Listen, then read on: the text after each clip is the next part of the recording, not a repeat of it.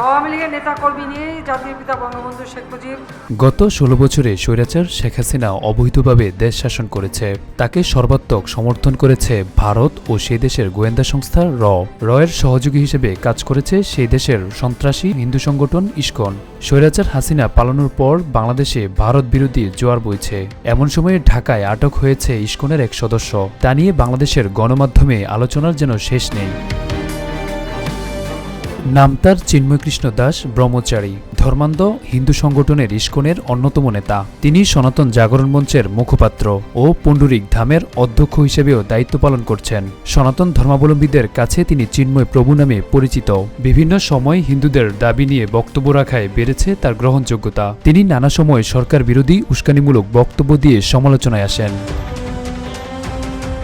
জাতীয় পতাকা অবমাননার অভিযোগে রাষ্ট্রদ্রোহী মামলায় গত ৩০ অক্টোবর সনাতন ধর্মবিশ্বাসী সংগঠন ইসকনের আলোচিত সংগঠক চিন্ময়কৃষ্ণ দাস ব্রহ্মচারী সহ ১৯ জনের বিরুদ্ধে মামলা দায়ের করা হয়। এ ঘটনায় ২ জনকে গ্রেফতার করেছে আইনশৃঙ্খলা বাহিনী।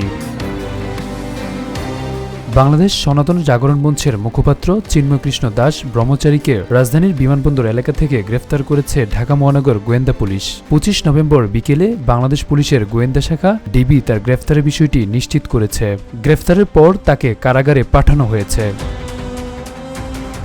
৫ আগস্টের পর দেশে সনাতন ধর্মাবলম্বীদের নামে কয়েক দফা সমাবেশ অনুষ্ঠিত হয়। সমাবেশ থেকে চিন্ময়কৃষ্ণ দাস বর্তমান সরকারকে নানা হুমকি ধামকি দেয়। এছাড়া ডক্টর ইউনূসের সরকারকে নিয়ে দেশবিরোধী নানা চক্রান্তে মেতে ওঠেন। চট্টগ্রাম নগরের লালদিঘি মাঠে সমাবেশে চিন্ময়কৃষ্ণ দাসই বাংলাদেশের হিন্দুদের বাড়ি ঘরে লুট, অগ্নিসংযোগ সহ নানা অভিযোগ করেন। অথচ তার বিরুদ্ধেই দেশে ধর্মীয় বিদ্বেষ ছড়ানোর অভিযোগ রয়েছে। Arafat Hossain, GTV news.